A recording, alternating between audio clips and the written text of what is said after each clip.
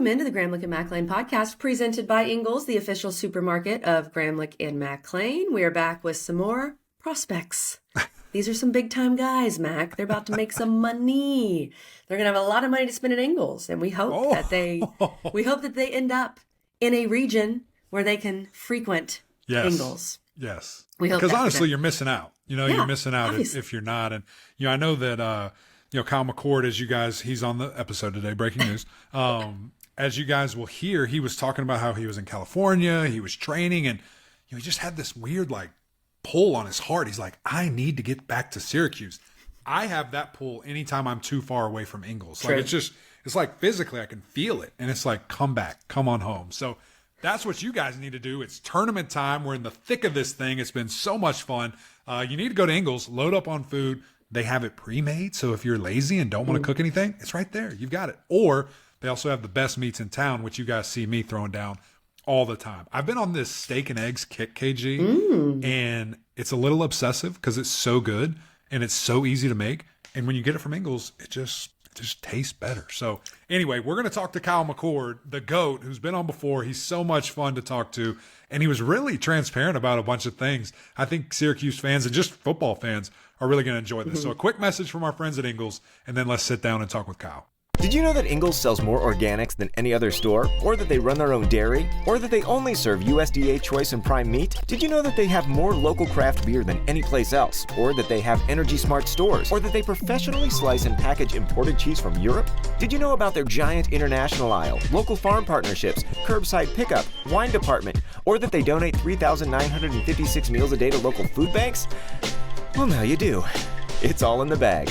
Ingles, low prices, love the savings. Kyle McCord, brother, welcome back. Great to see you. This is always one of our favorite things that we do because it kind of feels like we're handing you off to the NFL. This is one of the last things that we kind of, touch points that we'll have with all these ACC prospects. And it's just kind of cool to hear about everybody's journey. So great to see you. Thank you for joining us. And what's going on? What's happening right now? Yeah, I mean, everything's going well. Just training every day, keeping my mind and body ready. And then wherever I end up at the end of April, being able to hit the ground running. And Kyle, we can tell that you are in beautiful Syracuse, New York, with your background there. Yep. I think your head may be blocking it, but show the people the real deal, man. Look there at we that. go. Yeah. Come on. Love that. Right by, I think, Eric Dungy, maybe. Yep. And then you've got the QB next to you. So, yeah, look at that. Look at all the legends. So you're back in Syracuse. How much time, we know obviously your relationship with Fran Brown and all that. How much time have you spent in Syracuse during all this process?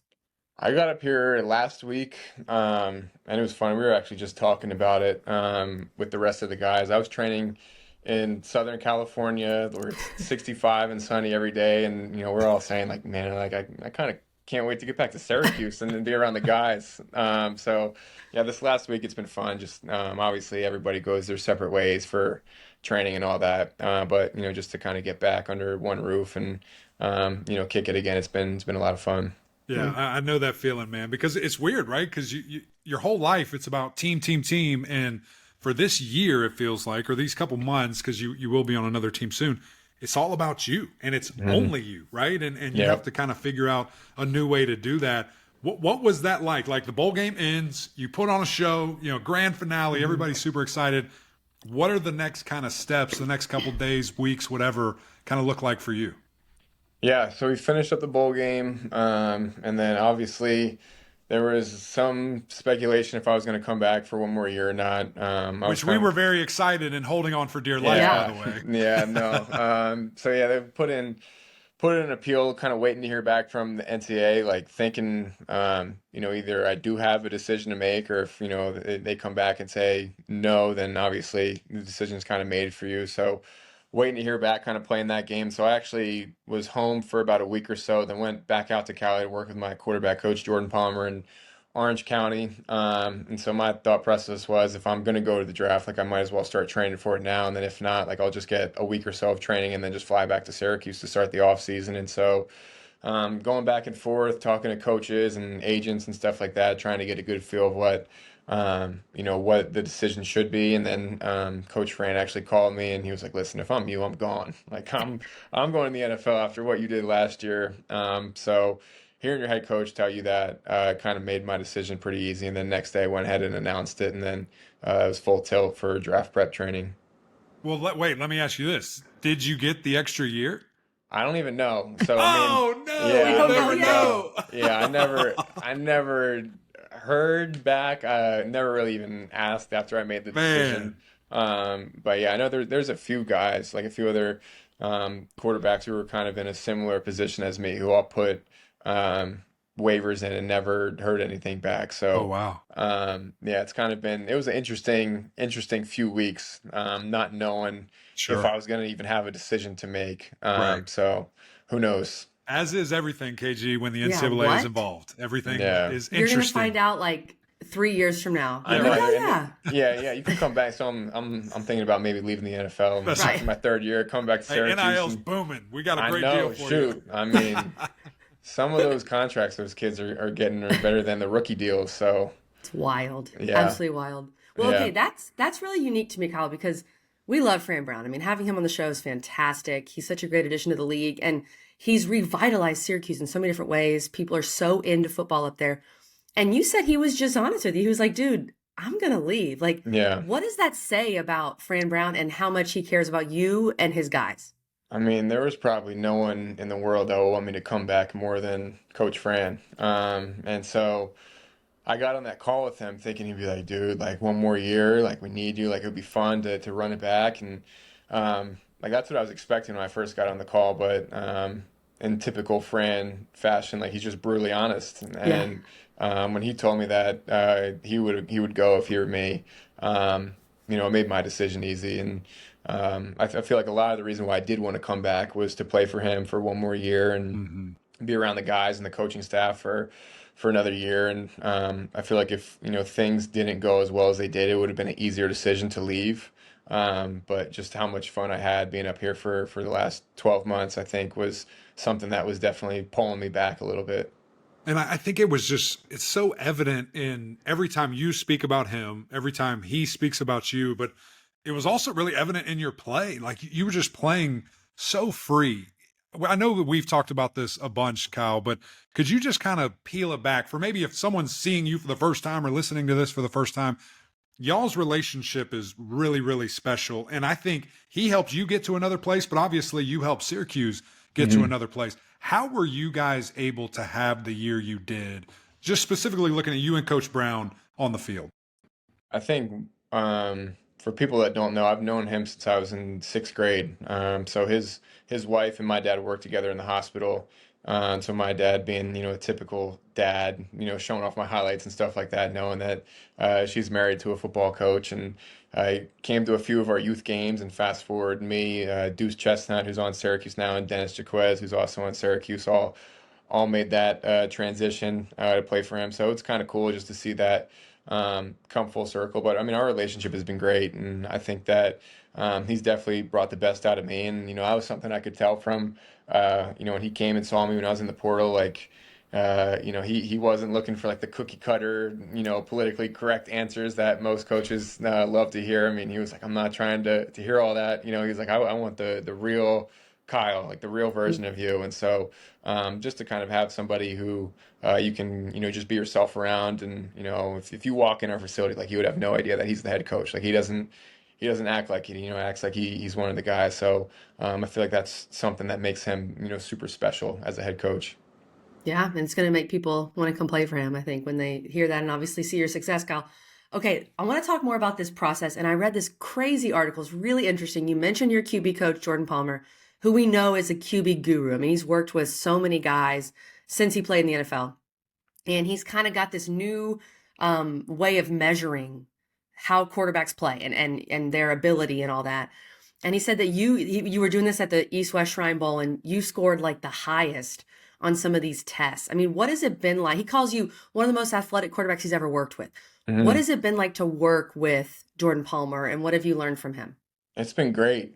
So this time last year, I started working with him and went out for spring break and spent my whole week out there working with him, and really didn't know what to expect. And our first workout together, I'm thinking I'm flying out to California. We're going to throw a bunch of balls. It's going to be great. And we didn't touch a football for the first 3 hours of the workout. Like it was all, just kind of rewiring my brain, using the ground more efficiently. And fast forward, went out there, I think 2 or 3 more times that off season to work out with him. And then during the year, he would, break down all the practice film, game film, reminders to stay on top of and stuff like that. So it was great working with him, and I owe a lot of my success last year to the work that we put in, and obviously did my draft prep with him now. And so they put a chip inside the football, and I obviously think I throw the ball pretty well, but you don't know numerically like where you're gonna rank. And like my spin rate, like how much does the ball spin? Like 100 is a perfect spiral, and I was damn near the top every single time. And Wow. velocity and just like all the RPMs, like how often the ball spins, it was all near the top. So it was pretty cool to kind of see that. I guess be a statistic, because I mean usually it's like the eye test, like oh that dude can spin it, but Right. to see the factual evidence behind it was pretty neat. So you're saying that you had the tightest spiral, the most spin, all that. Where was that? Was that with training? Was that at the Shrine Bowl? Where was that measured? Yeah, so the Wilson guys came out to the Shrine Bowl, and we did like a throwing session the day before practice started. So Yeah. it was all the quarterbacks out there, and it was pretty cool to see. And then like at the end of it, they did like this whole presentation, and just to see where my numbers were was pretty cool. So that's on an all-star level. That's on a big level with actual science. So you're telling me that this note that was written about you as a weakness, below average twitch to get the ball out when needed, is false. That's what you're telling me. I mean, listen, there's a million draft experts. They got to know what they're talking about, right? You would think. Yeah. And it's so funny, man. Like everybody's going to try to nitpick, and it's actually, I'm not going to sit here and bore you with it. You can go look if you want. It's your draft profile on NFL.com. There's literally 3 blurbs at the top that talks about your ability to move, good feel for the blitz, this and that. And then at the bottom it says, allows pressure to close in, doesn't move in the pocket. I was like, wait, you just said he was really good at it. And so these people they're silly. How did you deal with any of that? Or did anybody kind of come at you for different things at the combine? And what was your rebuttal? What was your answer? Because it looks like right now you have facts to back up how good you are as a daggum quarterback. I think for me this year, especially, just how much was on my plate in terms of the offense. Obviously, we threw it more than anybody else in the country and had a lot of success doing it. So I think just in terms of how much was on my plate from week to week was something that I think helped me a lot. And I know people love to say, oh, you guys threw it 40, 50 times a game. And I think that's, a positive. Like there was a lot on my plate and we had success doing it. And like, you're going into the game knowing that you're going to throw it a ton, but the defense across from you is the same thing. Right. And to still have success, I think was something that, I'm proud of, not only myself, but the entire offense that we were able to do that. Yeah. Could you go into a little detail there? Because you've moved on, and Syracuse probably isn't going to be able to do similar or the same things just because you're not there. When you talk about you had a lot on your plate, are you making checks? Are you calling the protection? Are you audible? Like, what does that mean? Can you spell that out a little bit? Yeah, so I mean that's exactly what all the NFL personnel wants to know. Like, going into each week, like what were you responsible for at the line? And so a lot of protection calls, especially in 5-man, like getting us in the right look. 6-man protection, if I had to change the point, like that's all on the quarterback. And pretty much every single run out of shotgun that we had this year was an RPO, where you're not making a decision pre-snap, but post-snap, you're making a decision to go with the ball. And obviously drop back passes, reads and all that. And then we did have some run checks as well. So for me, it was about as good as an experience in terms of going to the next level with what was on my plate from week to week. And, now I think going through 2 different offenses, obviously at Ohio State and Syracuse, seen a lot of football. And so I feel super confident going on to the next level that I'll be prepared for that. Yeah. KG, I'm nerding out right here. I'm sorry. I'm No, not go being a for good it. teammate. I'm not sharing. All right, give me this, because I do love how your brain works. And I even saw at your pro day the way you were walking up to the line, mock like you're making an adjustment or a thing of that nature. In what you've done up to this point, which maybe it changes a little bit in the NFL, but if you see a bigger guy as an overhang or a DB or a safety as the overhang, both there, which guy would you rather slide to? The fast guy or the big guy? The one that you're going to say, this is mine. I got this guy. Yeah, I mean, I'd much rather slide it to the big guy and then let the DB come free. Because sometimes they'll try to show that they're coming and then peel out and try to get you to slide towards them, and then they get the big guy coming free. And teams did a good job with that in the ACC. Trying to get matchups and stuff like that. So it was definitely a challenge, and especially when teams know that you pass the ball a lot, they're going to try to come up with creative blitzes. So it was a lot of fun. It was kind of like a puzzle each week trying to solve it on the field, which for me, I'm a little bit of a logic puzzle nerd, so it was right up my alley. Kyle, I know you feel like you're at the combine right now. Mac is actually scouting for his own team. So sorry about that. But no, those are great questions. And obviously that's similar to the stuff you were being asked. And I feel like you probably knocked it out of the park at the combine overall. But I want to go back to just Syracuse in general, because I know a lot of people who will watch this are Syracuse fans who just had a blast enjoying this year that you were there at Syracuse. When I think about this year for you guys, I'll probably think about the Miami game. I think most people will. Mm-hmm. Is that what I should be thinking about? Like, what was your favorite? What's going to stand out to you when you look back 5, 10, 15 years down the line? Yeah, I'd definitely say the Miami game. That was the only time I've ever been on the right side of fans storming the field.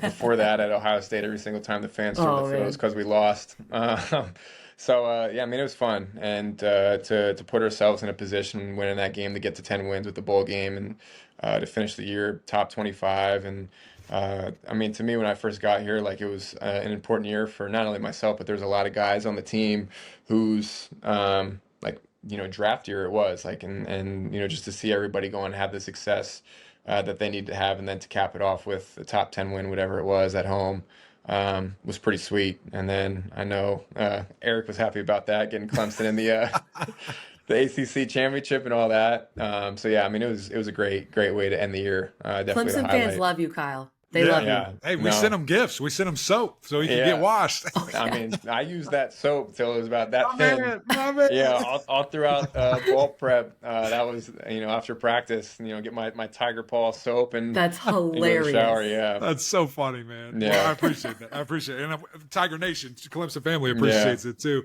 Man, just KG went back to Syracuse. So looking at this year, you threw under 300 yards one time. You threw over 400 yards multiple times. When you made this decision, and you're betting on yourself, right? Like you decided to leave a storied place, and the details are what they are there, and you go to a place like Syracuse, and you have the year that you did. Was there any expectation? I mean, these are crazy numbers what you did this year. I knew based on our talent that we were going to throw the ball a lot, obviously, with guys like Arande and the receiving core that came back. LaQuint's great out of the backfield. So I knew we were going to throw the ball a good amount, but I didn't know we were going to throw it as much as we did until really probably like the second or third game, where it's like, okay, like I'm at 250 yards at halftime. Like we're gonna air it out. So but I mean, and I think the coaches told me, like Coach Nixon and Coach Fran both said that we were going to throw the ball a ton, but a lot of teams said that when I was in the portal, and then to see it all obviously come true was a lot of fun. And knowing that you're going to throw the ball 40 or 50 times a game is a quarterback's dream. So it was a lot of fun playing in that offense, and obviously put up huge numbers as well. How about 60 times, KG? How about 64 times against Pitt? I mean, it's crazy. What kind of rehab? I mean, is there anything extra? Obviously, this is the most you've ever probably thrown the ball in your life in 1 year. I mean, honestly, what would be sore is, my core and then my butt. That's what I'm using to throw the ball. Yeah, those two are. That's why I don't throw the ball well, KG, because I use all shoulder. You gotta use your butt. That's why. Yeah, now I know. Yeah, I was taught if your shoulder hurts after you throw, you got to fix your throwing motion. So that was part of the thing with Jordan was using the ground to create power and create force. And so I was thankful that stayed healthy the entire year, and the big boys up front. I mean, for how much we passed the ball too, kept me upright. Kyle, we appreciate your honesty. That's what we love on this podcast. Like, let's really dive into these issues that plague quarterbacks. Yeah, exactly. We love that. All right, Kyle, I don't know because I've never been drafted in the NFL. I imagine going into draft night, there's a lot of emotions. There's a lot of thoughts. You're, making sure your phone's on loud and just, there's got to be some nerves. So what are your plans for draft night, and how do you expect to feel kind of as the draft goes on? It's just going to be a small group, close friends, close family. Like I don't need anybody that I haven't seen in like 8 or 9 years looking over my shoulder trying to see who's calling. So it's just going to be a small group, and just going in with really no expectation, because obviously it's not like high school where you get to pick where you go. I mean, it's really the first time in my life where the team's picking you, and so just going in with no expectation, and wherever I end up, obviously grateful for the opportunity, and just going to put my head down and work. So try not to think about it too much, because obviously it's kind of out of my control of who comes and gets me. So definitely excited for it, but at the same time haven't given it too much thought yet. Yeah, it's going to be great, and it's going to be a lot of fun, very exciting. How about post draft? Once that team does select you, what are they getting? If we're the GM or we're the scout or coach or whatever, what are we getting when we draft Kyle McCord? Winner, one in high school, and then went to two schools and had success at both of them, and I think a competitor as well. I feel like especially this year you could really see that come out. But I think my pitch has kind of been my leap from year one to year two as a starter. I think there's not another player who made that big of a jump, and so for me now it's all about how can I stay on that trajectory and just continue to get better every single year, and just falling in love with the process, eager to learn, eager to grow, and surround myself with great people. So I think all that summed up is the recipe for success. Awesome. Well, we love it, Kyle. Thank you so much for coming on with us. We're excited to see where you end up. Maybe it's Southern California. Maybe it's upstate New York. You never know. We don't want them to miss upstate New York, okay? No, so maybe close by. Maybe close by.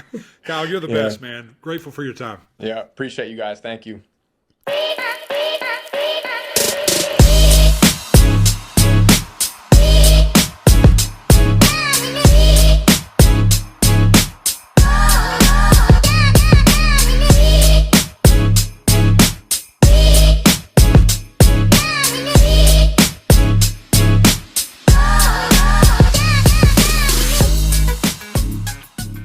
Thanks again to Kyle McCord. I think his second, maybe third appearance on the podcast, but he was awesome. We really appreciate him. I mean, similar to guys like Xavier Restrepo, Donovan Ezeraku, like these guys are just phenomenal, and they're going to end up being very successful no matter which team they're with, no matter what kind of role they're put in. They're just going to be successful. I mean, you can tell when you talk to these guys.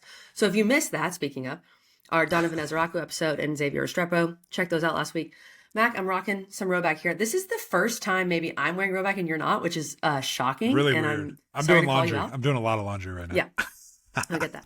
But Rhoback is doing some big things right now. Mac, where was I? I was at the park, I think, with Jacob, and I saw a guy, and he was wearing the new Rhoback polos, the Azalea collection. Ooh, love that. Just in time for the Masters. Yeah. I know my husband already has his eye on that. Might have to be like an early Father's Day situation. Yes. But they're putting out some really exciting stuff for spring.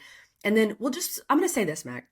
The people need to stay tuned, because coming up, as we get closer and closer to football season, Rhoback is going to be launching some big things. Yeah. So I think you guys all just need to stay tuned. Use our code GMPOD. Just keep your eyes peeled. That's what right. they have going on. Keep it coming is all I got to say, because it's going to be fun. It's going to be really fun. And as you said, you mentioned, it's just, you see things when you partner with people, you see things now. Right. And we were at the zoo earlier today, and it was just like Rhoback after Rhoback after it was just everywhere. It's everywhere. Everyone's a part of the journey. So you can too, America. Use our code, as KG just said, GMPOD. We'll save you 20%, get you a load up. Just load up on it, because it's great stuff. It fits great. I've had every brand you can imagine, and my closet is Rhoback. No. Absolutely. So, anyway, appreciate you guys tuning in. Appreciate Kyle always for his time. Can't wait to see where he ends up. He's going to be a fantastic player. Whether he has to play soon or if he has to buy his time and develop, he's going to be one of those guys. So can't wait to see it. Appreciate you guys always. Until next time, we'll see y'all.